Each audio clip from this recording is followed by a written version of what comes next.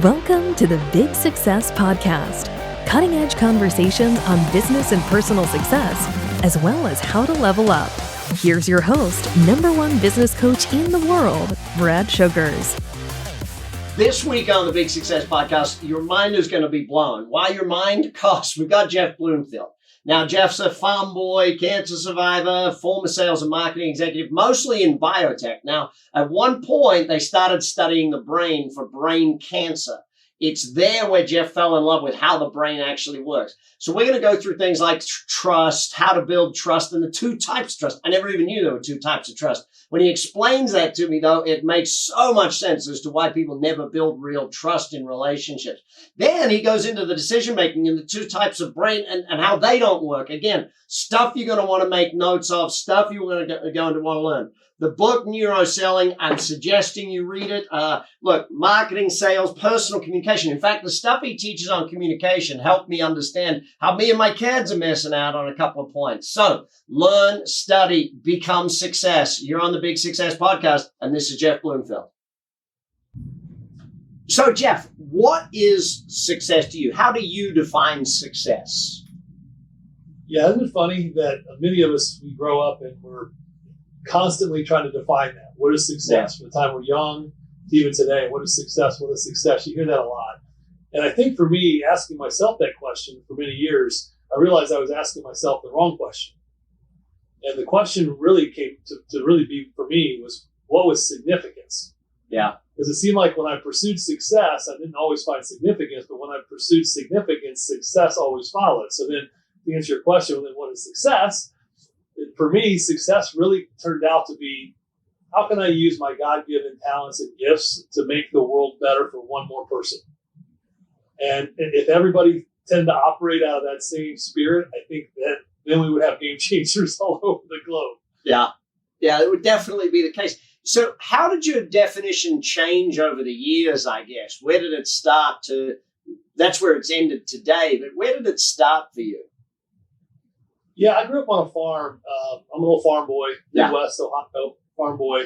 And, I had a lot of amazing teachers from a communication standpoint. My papa was a great storyteller. My uncles were great storytellers. So I got to watch these blue-collar great communicators. But I had a little bit of a not so good relationship with my father, Vietnam vet, Marine, post-traumatic stress syndrome. So I had a little bit of those daddy issues growing up. So I was constantly looking for that approval. Yeah. And what I realized was the pro of that was it made me really good at sports. It made me really good at winning. And because, I was constantly just yearning for that affirmation. Yeah. So to me, success was on the scoreboard. Success was people giving you accolades. Success was, man, you had a great game. And success was all those things that you can measure based on what the world tells you success might look like. Yeah. And so that kind of bleeds into your adolescence and then into your college years and then onto your first years in your corporate career. And then it really kind of hit me that those were all, though there was a product of my background, they were completely self-serving. And it was completely from a perspective of lack of identity and comfortableness in my own gifts and my own talent and my own identity, who I was made to be, in my opinion, by God. I'm a faith-based guy. So for me, it was that idea of, wait a minute, significance and success are very different based on what the world tells you. Yeah. And when I stopped pursuing everything for my own personal accolades and affirmation, which, by the way, I still get stuck on because I still love to win. I still think winning is much more fun than losing. It was really about, can I help other people win? And that's when you start to feel significant. And that's, to me, the true measure of success. It took a long time. I'm 52 years old, and I can't say that I figured it out yet. I can just tell you that I recognize when I'm not doing it right. Yeah. Now that I didn't used to. If you go back to that time as a kid, maybe, is there a point where you recognize you chose success? You chose to be not average, not normal. You chose success? Well, and again, part of it, you don't know how much of it, I probably need years of therapy on this. You don't know how much of it is a reality. Now I'm going to take you back into, at the end of the talk today, you're going to be like curled up in a ball. No, don't make me read that. I'm sucking my thumb laying on my table here. Thanks, Brad. I'm glad I was on your show. Appreciate it. No, but I think a lot of us, right? A lot of us don't ever really unpack the junk in our brain trunk and find out, why are we who we are today? Positively and negatively. What were the things that led us to be who we are? I do know that as a result of me not wanting to be around that, that home life that I had, it pushed me into the arenas of, well, if I can go do 2-a-days, if I can go spend, 6 hours on the basketball court, and the coaches thinks I'm amazing because I stayed after 4 hours. He didn't realize I just don't want to go home. Yeah. So for part of me, it was a product of avoiding a situation. And so I poured myself into this work ethic. Yeah. If I can outwork people, I might not be the fastest or the most talented, but man, I'm going to outwork you. And then I started to recognize, well, the harder I work, the luckier I get, that whole adage. Yeah. And it just started spilling over to my grades, started spilling over to everything I was doing. So I think I just started to, out of a reaction of avoidance, created some really positive habits when it came to winning and doing good in school, and really all those things that set you up for success in life that you don't realize you're doing. Yeah. So let's look at that then. What is your formula for success then? How does success happen in your mind?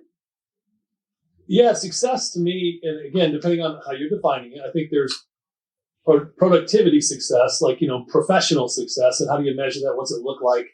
Are you an entrepreneur or whatever your world is? How would you measure what success looks like? And I think, and I love your question because I don't know that very many people actually define it, or then professionally. So I started Brain Trust over a decade ago. When I started it, I was a guy with a lot of experience, a lot of great ideas, a flip chart and a marker. and I really didn't know what success was going to look like. I just knew that I didn't want the corporate America path anymore. I needed something different for my family and for myself. So I say that almost as a warning to people out there is, what does success look like? Yeah. In your professional life? And then what does success look like for you in your personal life? And I promise you, when you start to put those two together, it really comes down to that. I hate to be cliched, but which one of those is going to have the biggest line on your tombstone? Yeah. Now, one you need to help almost drive the other, right? So we have to provide and protect and all those kind of things. So the formula for it for me was, if I can build a business that's tapping into my superpower, to my desires and my passions, and I can monetize it, it'll help me take care of my family better. It'll allow me to do something I love, which therefore makes me less stressed, which makes me a better husband and father. So part of defining success for me is are you doing something today that brings you stress, that causes you to communicate transactionally, that allows you to have cortisol shooting out of your ears every day and causes you to be somebody who's not your ideal self at work, which definitely is going to translate when you walk through the door? Yeah. Or have you recognized that your professional vehicle, whatever that is you're doing to make a living, is simply that, a vehicle? And you recognize that vehicle is driven by a human being who understands self-care, who understands their giftedness, who understands how to manage stress so that when they get home, they're their best selves at home. That's, to me, the formula. So let's flip it then. We don't always win. How does someone learn success by failure? How does failure teach success, I guess? I love it. And I know words matter sometimes, right? And I tell my kids all the time, failure is an option. It's a desirable option. They're like, what are you talking about? I'm like, because we've misdefined failure. Yeah. And so many people think, well, failure, and they just think, they slump their shoulders and they drop their chin and they walk off defeated. No, like, failure means that you push something so far in one direction, and you had a hopeful outcome, but it didn't turn out the way you thought it would turn out. So then, number one, what did you learn? And number two, did you quit? Because if you didn't learn anything and you quit, then that's failure. But if you learned something and you didn't quit, and it caused you to make a right turn, left turn, pivot, redeploy that learning in a new way, you're never going to fail in life, ever. That redefinition of failure, is that something that, when did you learn that? How did that come about for you? It's funny. I was in this conversation recently, and I have my grandmother, and I still have a grandmother alive. Thank the Lord. She'll be 97 in July.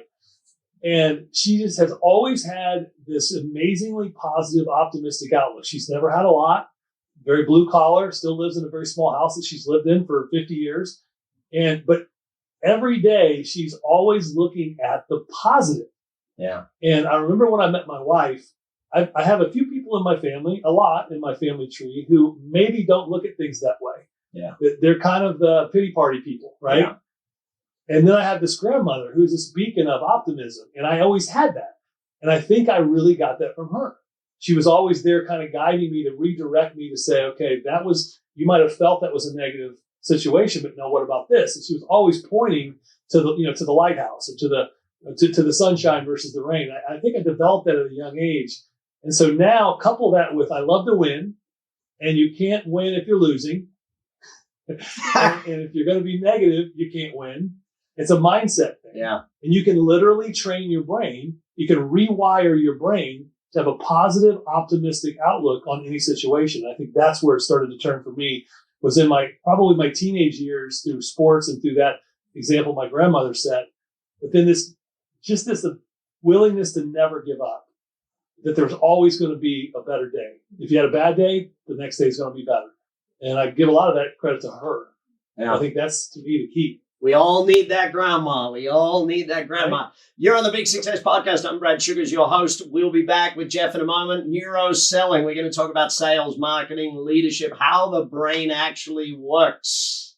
From financial advice to hairstyling, fitness training to auto parts, no matter what your product or service is, you've got to sell to stay in business. In Instant Sales by Brad Sugars, he delivers techniques for infusing your business with a powerful sales ethic and creating super sales success. Pick up your copy of Instant Sales today. And you're back on the Big Success Podcast. Brad Sugars is your host. Jeff Bloomfield, a genius at this thing called the brain. Jeff, you named the company Brain Trust. Tell me, how do we succeed at trust? Yeah, when we started studying the brain at a much deeper level, now the last 20 years, especially with advances in technology, we've been able to look at the brain through functional MRI, and EEG, and PET scans, and all that stuff. What I learned when I started this company and I really started diving into the research was something, I had this epiphany. There's two different types of trust. There's personal trust and there's professional trust. So personal trust comes from my impression as you and I are interacting, the way that you engage with me, the way that you're communicating with me, the way you're behaving around me. My subconscious brain is formulating, are you acting honestly, authentically, with a little bit of humility? And here's the key, the supercharged director of personal trust. You have just the right amount of vulnerability that I see you as somebody who gets that you're just human, just like me. There's not an air of hubris or arrogance. Yeah. So if you come across as honest, authentic, humble, with the right amount of vulnerability, biologically, I can't help it. I feel a connection.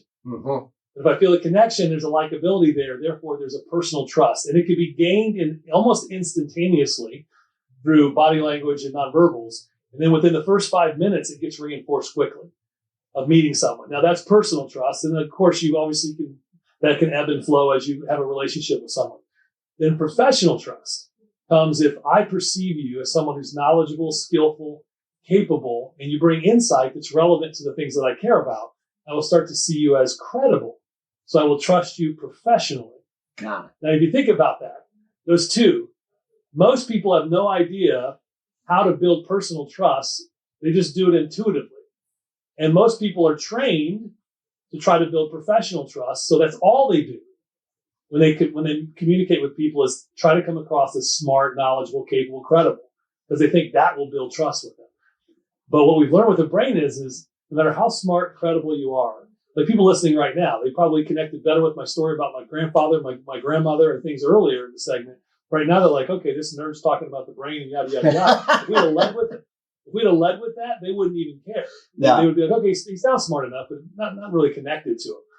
And what we've learned with these two types of trust is it's really not until somebody trusts you instinctively on a personal level are they truly open to how you can help them on a professional level. Yeah. And that's what I've really learned the difference is in the two types of trust. So let's throw that to leadership then. How do we succeed at leadership? Yeah, this is it's a topic that I'm super passionate about right now because I'm seeing, we're going through right now, we're seeing tons of layoffs in companies. Yeah. We're seeing disengagement rates that continue year after year in the 60s and 70s, depending on what survey you look at for employees. And what I have found working with clients of all sizes, which we do at Brain Trust, is most people who are in a leadership position are managers. They're not leaders. They're trying to manage people instead of lead them. And the biggest gap that we're seeing is they don't have a shared vision. And what I mean by that is as a leader, they don't know how to lead. They don't know how to communicate. They don't know how to build that kind of trust we just talked about on a personal level. They don't know how to be vulnerable. And so they manage people, and that causes people to repel and resist them. Mm-hmm. And so by shared vision, what I really mean is leaders need to be able to communicate to their people why they do what they do. Why do they want to be a leader? Why does that inspire them to help others achieve greatness? What is it about them? What's their story that has driven them to want to lead people in a way that they will be successful? And then that's part one. The other part of it that's woefully missing. Do you know your people's personal vision? Yeah. If you have a team of people working for you, or even one person, and you don't know their personal vision, you will never, ever lead them down a path to where they'll use your vehicle or company to pursue that personal vision. They'll take it as a job. But the minute you really understand their personal vision, what they want out of life, what they care about, their passions, their dreams, their hopes, and then you understand that, and then you can show them what you can do to help them achieve that through the vehicle that is the company they work at, everything changes. Yeah. And I think that's the magic formula for leadership right now that I see is missing. So let's dive into communication then, because obviously a lot of this is built in the communication systems, and we'll get to marketing and sales in a second. How do we succeed at communicating now? So we say this, and I don't believe it's hyperbole. I think I could probably back it up with science if I needed to, that the number one determining success factor of any organization or any individual is their ability to communicate effectively. Mm. Now, I ask organizations when I do keynotes all over the world, I'll throw out, hey, what do you think the number one determining success factor is of your organization? And what do I hear? The right strategy, the right people, the right culture, the right services, the right solutions, the right fill in the blank, and they just go on and on and on. And the answer, those are all great answers, right? They're all necessary. Yeah. But they're all lost if you can't communicate effectively. Mm. And so the idea around communication effectiveness is I started studying this. Why are some people great communicators? And why are others not? Is it a personality trait issue? Is it something in genetic? Is it something in their training? Is it something in their background? And it turns out that yes, that can be an impact, but primarily it's a biological thing. What we learned when we studied the brain at a deeper level from a communication standpoint is, and we work a lot with a lot of other PhD researchers on this. Dr. Tony Jacks, one of my favorites, he's out of the UK and he studied at Case Western. He took some of the Kahneman work on the thinking fast and slow, system 1, system 2, and he turned it into this study that showed that there's the analytical network in the brain, and then there's the emotional empathic network in the brain. And you can't activate them both at the same time. You vacillate between them. But hang on. Define those two parts of the brain again for me. Yep. So the analytical network, this is the part of your brain that you think of consciously. It's where you process facts, figures, logic, rational thinking. It's the CPU. It's the computer part of your brain, right? Yep. Then the emotional empathic networks where you bring all meaning, emotions, feelings, internal visualization, all of that. You said you can't switch them on at the same time. No, they can't both be activated at the same time. And you can see it in the studies, like with the technology. So here's what this is the money, right? This is the money part of the podcast episode, is all human beings, regardless of sex, regardless of background, regardless of anything that we would typically do demographically, they make decisions to buy, to trust, to change emotionally. Then they look to recruit information to validate and justify that decision, not the other way around. So if my brain naturally operates that way, but as a communicator, all I do is communicate with you analytically, with facts and figures and reasons why you should do something different, reasons why you should buy, reasons why you should change, reasons why you should eat your broccoli, whatever the case might be. Your brain is biologically built to resist that information and the person communicating. Yeah. So we teach people how to make sure they understand that their messaging, regardless of whether it's marketing, sales, coaching, leadership, parenting, being in relationships, you have to be able to activate that emotional empathic network in people. And the way that you do that is through storytelling. The way that you do that is through evoking emotions in people about things they care about. It's connecting with them on that kind of a level. And then don't activate their analytical network unless you're darn sure you want them to evaluate and compare and analyze the information that you're giving. So let's bring that across to marketing and sales then, because, Dan, you've just blown me with that part there. It's like, It now explains a lot of when I'm in that logical parenting mode with the kids. It's like, no, they're not making a decision that way. But if we use this for marketing and sales, what are some of the keys to success in that area? Well, and you see it a lot. You see it in a lot of brands on the consumer side that are very good at storytelling and emotion. Everybody likes to use Apple. Well, Apple's obviously done a lot of the behavioral psychology research and studies, and now they know the neuroscientific impact of it. So you rarely see Apple come out with a commercial that tells you all the great features of the latest iPhone in the iOS 75 or whatever we're on. Yeah. What do?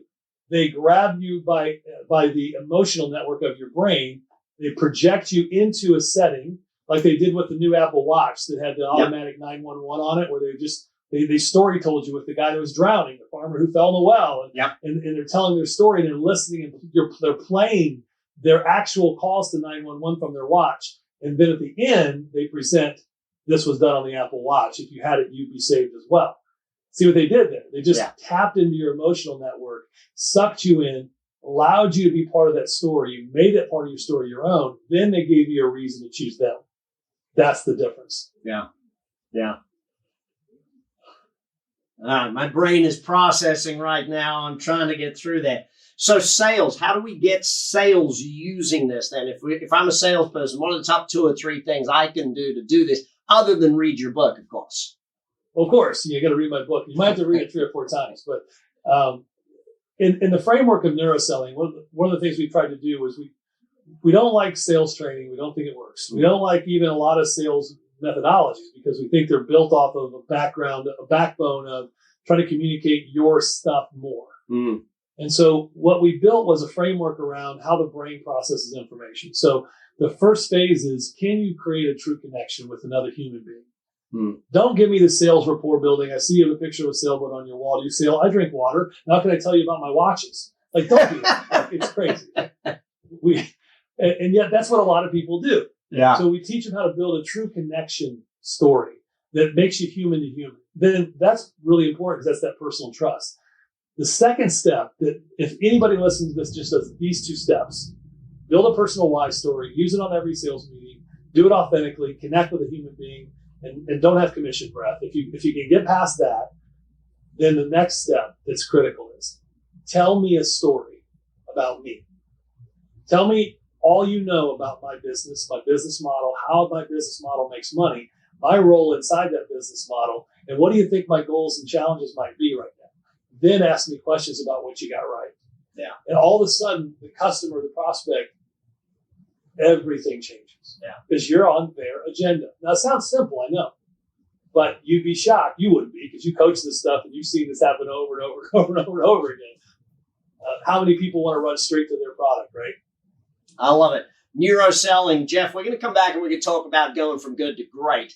If you're on the podcast right now, follow, read, learn everything you can from this man. We'll be back in a moment.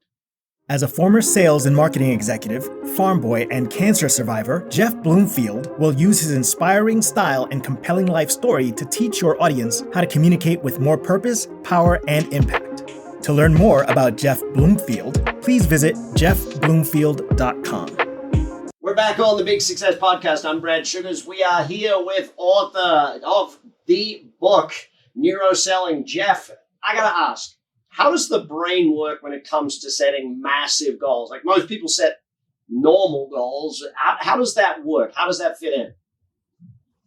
Yeah, and it's interesting. The brain makes decisions internally of value based on points of reference, so anchor points. And if you don't have an anchor point, if no one sets one for you, you'll set one for yourself based on your own experiences, your own life journey. So what happens is if you've been a small thinker and you've been around other small thinkers, you will naturally, instinctively set small goals. Right. And that's all you know. If you're a big thinker and you've been around big thinkers, then what will happen is you'll set those BHAGs, those big, hairy, audacious goals, and your brain will naturally visualize what that big goal looks like, and then it will incrementally work backwards into what are the steps to get there. So part of it's a mindset thing, but this is really important, and I think this is why you built a career off of this. The other part of it is, are you surrounding yourself with big thinkers? Because if you're not, and you don't have those people in your life, you will set naturally small goals because they're safe. And the brain loves safety. How do we then use our brain to get us to want that rather than fighting against us with that whole safety mechanism of the brain? Yeah, the brain will activate at twice the urgency to avoid a loss than it will to pursue a gain. It's natural biology. Hang on, say that again, because that's vital. Yes, the brain will activate at twice the urgency to avoid a loss as it will to pursue a gain, than it will to pursue a gain. So what happens for most people is if they set a big goal, the brain will immediately start to fire on, okay, now what are all the things that are going to go wrong? Yeah. And if you come up with 3 or 4 things that are going to go wrong, many people would just forget the goal and they'll move on. They'll set something smaller and they won't ever achieve their greatness. So part of being able to override that mechanism is setting a goal that's out there that has a lot of purpose behind it. It's going to make a big impact, not just for you, but for others. Then reframing your mind to say these little things that might get in my way, they're speed bumps, but the risk of loss is not these things. The risk of loss is not achieving that goal. But you can reposition the risk of loss of not achieving the big goal rather than these 5 things that might get in my way of doing it. And you stop majoring on the minors and you start focusing on the big goal and the risk of not accomplishing. Your brain will actually switch and it'll activate and it'll go through and start knocking out those little ankle biter problems like they're nobody's business in pursuit of that big goal. Does that make sense? Absolutely. Absolutely. So in all the people and companies you work with, how do you shift them to actually go for or set the bigger goals? Because, fear, all of that stuff kicks in. How do you shift people to really want to go for the big stuff? Well, most people set smaller goals because either they don't have the vision for the bigger goal, and you need to kind of help them cast a bigger vision, or they don't possibly believe they're equipped to accomplish the big goal. So one of the things we look at when we talk about driving change and leading change in an organization is, you have to be realistic. Let's look at it in an ideal world. If you were to mind map this thing out, and you were to create a goal so big that nobody would believe you could ever accomplish it, what would it be? And don't worry, we're not going to do it. I just want to see what you come up with. And people start to do, now the controls are off, right? The constraints are off, and they'll start to just come up with these absurdly great goals. And then you can help them start to work backwards and say, no, let's evaluate your company, your team, your skills, your capabilities. Let's look at the resources. Let's look at all those things. And let's see what you have today that's not serving you in pursuit of that goal. They don't really ever do that. Yeah. They do it instinctively, but they never cast the big vision. And then they never do the evaluation to see, do they have the skills, the tools, the resources, the people to accomplish it. So therefore, then they never even start down the journey or the path to get there. So it starts with that. Take off all the shackles, paint that big vision, as big as you can think about it. And then come back and say, let's see where we are today, current state. And now let's look at the resources. If you had to build a company where you had to have the resources to accomplish that, what would they be? And you have people not feeling like they're going to do it, they're just consulting themselves at this point, right? Putting together what that would look like. And lo and behold, what turns out, you've seen this, right? 70% of the time they've got what it takes to get to the big goal. They just didn't realize it. Yeah, it's super exciting. I mean, the old, people don't dream because they just don't allow themselves to dream is massive. I want to ask you a couple of quick fire questions about success in different areas. So quick question, quick answers. How do you succeed at relationships? Oh boy, how do you succeed at relationships? And the key here, I think, is, I said it earlier, being comfortable in your own skin and putting others before yourself. How do you succeed at health? At what? Health. At health. Boy, I can tell you how to do it. Doesn't mean I'm doing it, right? I think to succeed is at health, again, setting those goals around what does a healthy lifestyle look for you. It's diet, exercise, physically, emotionally, mentally. Do you have a great coach and a great sounding board? You got to have those people in your life. So it's really, to me, it's physical and then emotional, mental. You got to have a health plan for both. Love it. How do you succeed at self-development then, building yourself? This one drives me crazy. When I meet leaders who don't read and who don't learn, if you don't have just a voracious appetite for new information, you're always, I forget who said, you're either growing or you're dying. There's no in between. Yeah. And that's life will tell you that. If you don't have a voracious appetite to learn new things and continue to re-educate yourself, then you're dying. You're not growing. So you got to read a lot. You got to listen a lot to podcasts like this. And you got to find people in your life who will stretch you, challenge you, and push you beyond what you thought you could be. By the way, that's Jeff Bloomfield telling you subscribe, hit that button, support the work we do by making sure you do that. All right, final question for the day. Best advice you ever got on the subject of success, or best quote you ever heard on success? Yeah, see, again, it goes back to that. I think, have you ever read the book Halftime or heard the book Halftime? It's a wonderful book. It's another one to list. I'm blanking on the author's name, but essentially he went on a journey where he had been burned out. And I think he was around 50 and he wanted a different life for the second half of his life. So it's kind of at halftime.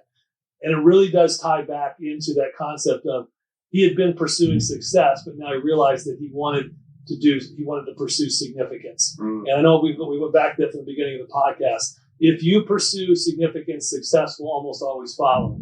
If all you do is pursue success, you may find yourself an old man, an old woman without a lot of significance. Jeff Bloomfield, this is the Big Success Podcast. Follow, learn, keep studying, read his book. Subscribe to the podcast. We'll be back next week with more on success. And that's the Big Success Podcast for today. Hopefully you took a lot of notes and hopefully you learned a bunch and hopefully you're going to take action on it and refer people. Remember, if you haven't subscribed, click that subscribe button now. Be with us every week on the Big Success Podcast. BS, Brad Sugar's Big Success. Take action. Check the show notes for all the links. I'll give you all the links for everything that your speaker had. Make sure you follow through and keep the learning going. Remember, you got to grow into your goals. I'll speak to you next time on the Big Success Podcast. You've been listening to the Big Success Podcast with the #1 business coach in the world, Brad Sugars. To learn more about how to achieve business and personal success, as well as how to level up or listen to past episodes, visit www.bradsugars.com.